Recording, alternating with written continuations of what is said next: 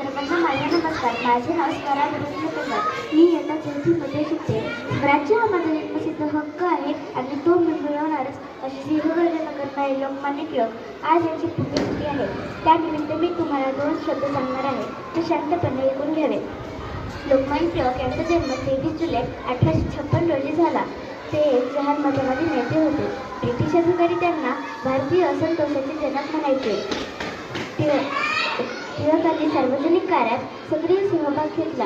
ते म्हणायचे, धार्मिक आणि व्यावहारिक जीवन वेगळे नाही, केवळ स्वतःसाठी काम न करता पूर्ण देशाला आपले कुटुंब बनवणे हाच आपला खरा आत्मा आहे.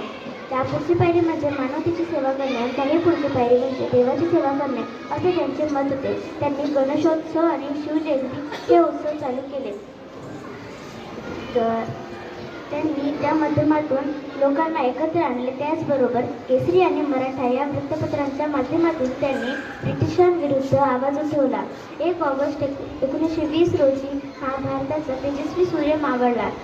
त्यानंतर 1 ऑगस्ट म्हणजेच लोक